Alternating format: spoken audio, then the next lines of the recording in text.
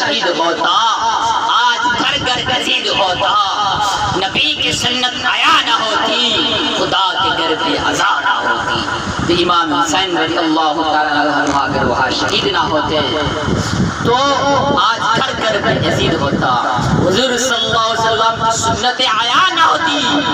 خدا کے گھر پہ عزا نہ ہوتی، لوگ شرابی ہوتے تھے، لوگ زناکار ہو جاتے تھے، لوگ شراب خور ہو جاتے تھے، لوگ بے حیائیوں میں ملبس ہو جاتے تھے۔ اسی وجہ سے امام حسین رضی اللہ تعالیٰ عنہ نے اپنی جان کو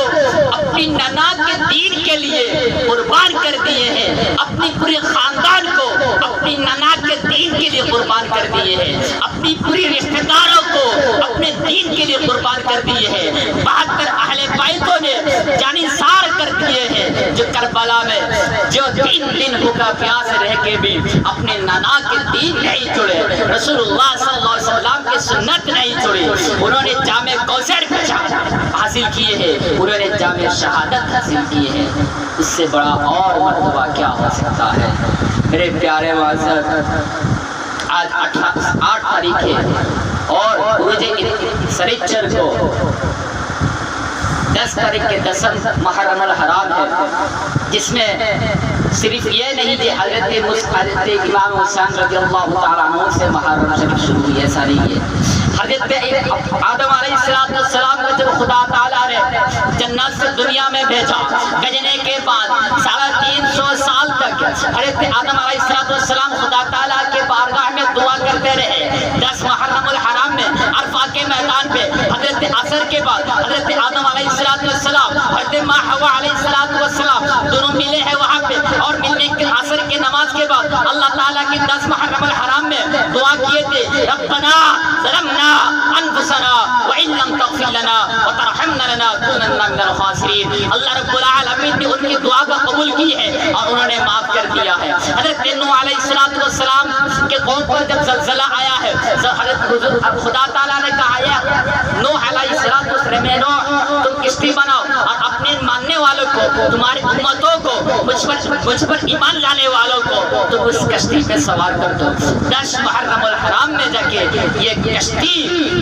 آج عراق کے ایک پہاڑ میں ٹھہری تھی، اسی 10 محرم الحرام میں۔ حضرت ابراہیم علیہ السلام کا جب آگ کے کنڈلی میں پھینکا گیا، آگ کے کنڈلی میں پھینکنے کے بعد حضرت جبرائیل علیہ السلام کہنے لگے، یہ ابراہیم جہاں تک میری پہنچ ہے وہاں تک کسی کا پہنچ نہیں ہے، جہاں تک میں جا سکتا ہوں وہاں کوئی نہیں جا سکتا، اگر کوئی کام ہو تو مجھ سے بولو، میں جا کے خدا تعالیٰ سے کہتا ہوں۔ حضرت ابراہیم علیہ السلام کہنے لگے کہ میرا خدا سب کچھ دیکھ رہا ہے، اور آگ کے کنڈلی سے ان کو خدا تعالیٰ نے 10 محرم الحرام کو ان کو نجات دے دی۔ اسی حضور صلی اللہ علیہ وسلم کی نوازا کہ جہاں تک حضور صلی اللہ علیہ وسلم معراج میں جاتے ہو،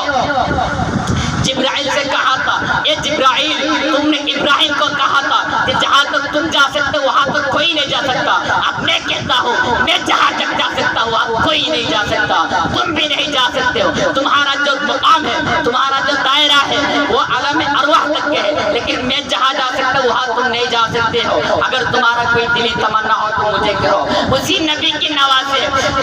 جس کے بارے میں خدا تعالیٰ قرآن مجید نے فرمایا، وَمَا أَرْسَلْنَاكَ إِلَّا رَحْمَةً لِلْعَالَمِينَ، اے میرے حبیب آپ کو صرف میں نبی بنا کر نہیں بھیجا، آپ کو صرف دنیا کے نبی بنا کر نہیں بھیجا، آپ کو صرف امتوں کے لیے نبی بنا کر نہیں بھیجا، آپ کو صرف انسانوں کے لیے نبی بنا کے نہیں بھیجا، آپ کو رحمت بنا کے بھیجا ہے، صرف انسانوں کے لیے نہیں، صرف انسانوں کے لیے نہیں، اپنی امت کے لیے نہیں، صرف دنیا کے لیے نہیں، بلکہ دونوں جہانوں کے لیے، امت کے لیے بھی، انسان کے لیے بھی، ہر مخلوقات کے لیے بھی آپ نے رحمت بنا کر بھیجا ہے۔ سبحان اللہ۔ اسی نبی کی نواسے